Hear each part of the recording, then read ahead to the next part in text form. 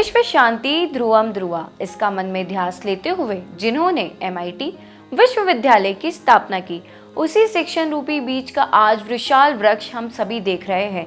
ये सब जिनकी संकल्पना से उभरा है, उनकी मेहनत, उनके तप का फल है। वो MIT शिक्षण समूह के संस्थापक अध्यक्ष, ज्ञान योगी, कर्म योगी, विश्वधर्मी प्रोफेसर डॉक्टर विश्वनाथ दा कराड सर, उनकी ही ध्येय भूमि ध्यास भूमि में आप सभी का स्वागत है। हिंदू धर्म में सर्वधर्म समभाव का बहुत ही महत्व है। इस हिंदू धर्म में बहुत अनेक भाषाएं हैं, लेकिन संस्कृत भाषा को सर्वश्रेष्ठ भाषा माना जाता है। इसका हमारी संस्कृति में बहुत महत्व है। ये संस्कृत भाषा क्या है और इसका हमारे जीवन में क्या महत्व है और क्या विशेषताएं हैं, यह हम जानेंगे इस विश्व शांति संवाद माला के इस भाग में। साथ ही हम डॉक्टर संजय उपाध्याय सर से जानेंगे कि मनुष्य जीवन को किन 4 हिस्सों में बांटा गया है। विश्व शांति संवाद माला में सभी दर्शकों का हार्दिक स्वागत। विश्व शांति की ओर चल रहे हैं संवाद के माध्यम से, और धर्म ग्रंथ हैं, संतों के वचन हैं, कई तरीके हैं जो हमें इस विश्व शांति के मार्ग पर चलने के लिए मार्गदर्शन करते हैं, संकेत देते हैं। संस्कृत भाषा ऐसी भाषा है कि इस भाषा के माध्यम से भी हम इस विश्व शांति की ओर प्रस्थान करते हैं। देखिए, सुसंस्कृत ये जो शब्द है वो मनुष्य के आचरण के निर्देश में कहा गया है, लेकिन उस शब्द में संस्कृत इसलिए है कि ये एक भाषा है कि जिसके माध्यम से आप उस भाषा का उच्चारण जैसे करते जाओगे, आपके मन में शुचिता तैयार होती है। और ये कई बार सिद्ध भी हो चुका है कि कई यूरोपियन भाषाएं हैं जो इस संस्कृत से निर्माण हुई हैं। लेकिन ये विवाद का विषय हम छोड़ देते हैं। हम यहाँ आए हैं इकट्ठा संवाद के लिए, विसंवाद के लिए नहीं। लेकिन ये बात तो सच है कि इस भाषा के माध्यम से मनुष्य और निसर्ग, इन दोनों का रिश्ता बहुत गहरा है, और ये बार बार इस भाषा से हमें दिखाई देता है। इस भाषा में जो साहित्य है उससे दिखाई देता है। और कई बार केवल संस्कृत भाषिक ही नहीं, लेकिन दुनिया के अन्य भाषिक भी है जो पंडित है उन भाषाओं में, उन्होंने भी ये मंजूर किया है कि हाँ, कि ये सच बात है। जैसे कि जनाब एहतिशाम अहमद नाम के शायर हैं, उन्होंने कहा है, अंग्रेजी में लिखा है लेकिन उन्होंने कहा है कि there is hardly any aspect of nature which has remained away out of thought and perception of the Urdu poets, but still we do not find in Urdu any Kalidas. और ये कहने का कारण यह है कि मेघदूत जैसे काव्य के माध्यम से मनुष्य और निसर्ग, इन दोनों का रिश्ता कैसे काम करता है, कैसे व्यवहार करता है।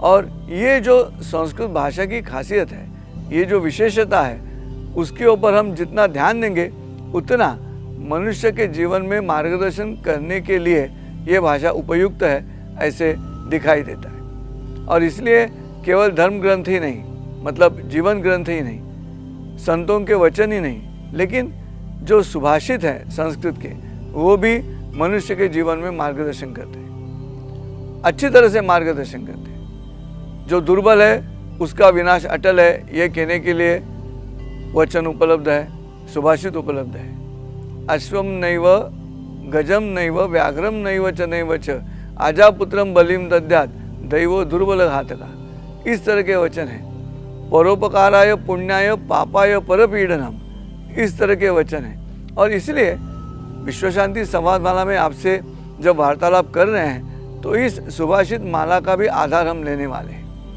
आज जो सुभाषित हम आपके सामने इस वार्तालाप के लिए ले रहे हैं, वो सुभाषित बहुत बढ़िया है।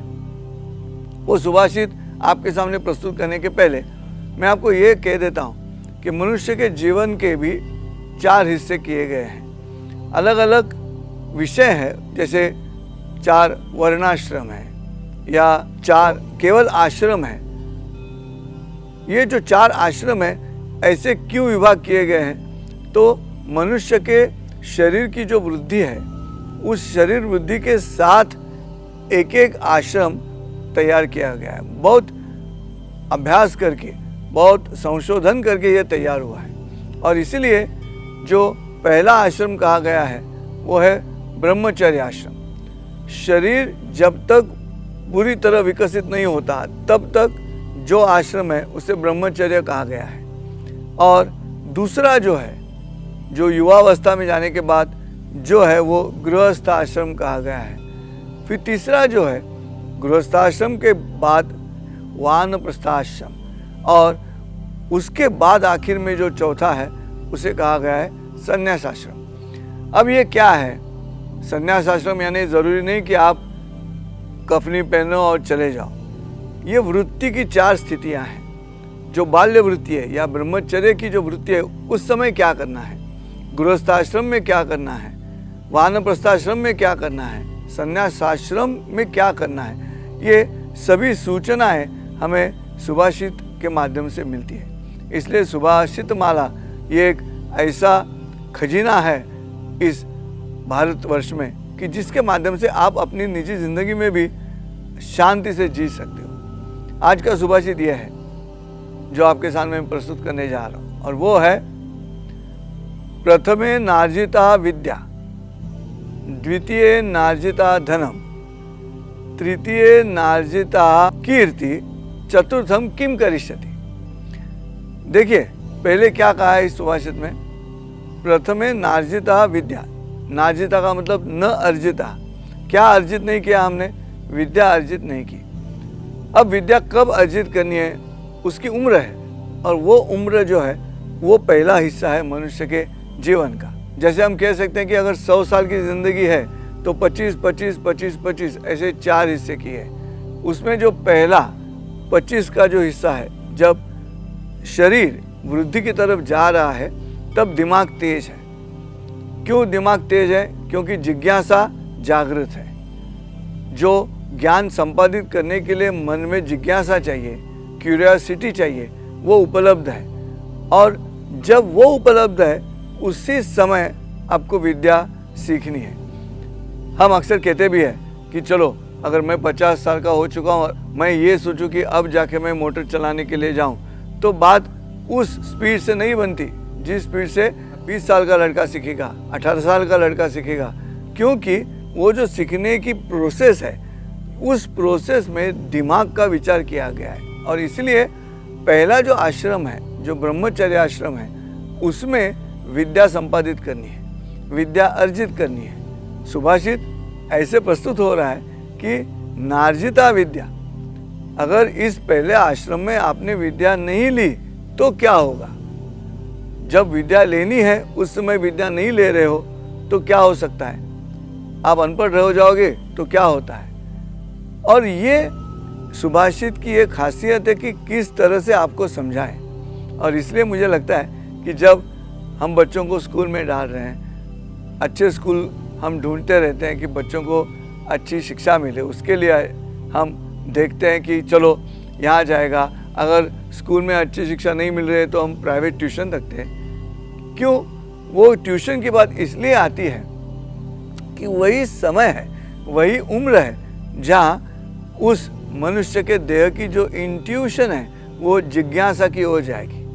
आजकल ये हो गया है कि कंप्यूटर के माध्यम से या टेलीविज़न के माध्यम से इंफॉर्मेशन टेक्नोलॉजी का इतना अटैक हम पर हुआ है कि अब मनुष्य के मन में जिज्ञासा खत्म होती जा रही है। देखिए ये अच्छी बात नहीं हो रही। जिज्ञासा जागृत होनी चाहिए। जिज्ञासा जागृत होने के बाद ही मनुष्य और पढ़ सकता है और कुछ सीख सकता है। जैसे फल जल्दी पक जाएगा तो उसमें मज़ा नहीं है। उस फल के जो तैयार होने का समय है उसी समय फल अच्छा होना चाहिए, मीठा होना चाहिए। वो जल्दी अगर हम उस फल को निकाल कर उस पर कुछ प्रोसेस करेंगे तो उसका कलर अच्छा रहेगा, लेकिन जो मिठास उस फल में चाहिए वो नहीं आती। वैसे मनुष्य के देह का भी है। मनुष्य के देह को भी जिस उम्र में जो सिखाना है वही सिखाना है। संस्कार करने हैं तो उसी उम्र में करने हैं। पहली कक्षा से लेकर 4थी कक्षा तक संस्कार करने हैं। ये जो तरीका है ये ब्रह्मचर्याश्रम में लिखा हुआ है।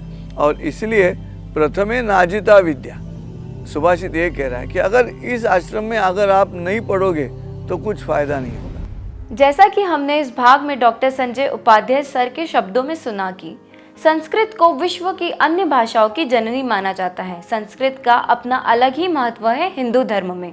तो मैं आशा करती हूँ इस भाग से मिली हुई सीख आप अपने जीवन में अवश्य अमल करेंगे। और हाँ, संस्कृत भाषा का प्रसार और प्रचार अवश्य करेंगे। तो फिर मिलेंगे विश्व शांति संवाद माला के अगले भाग में एक नए विषय के साथ। तब तक के लिए नमस्कार।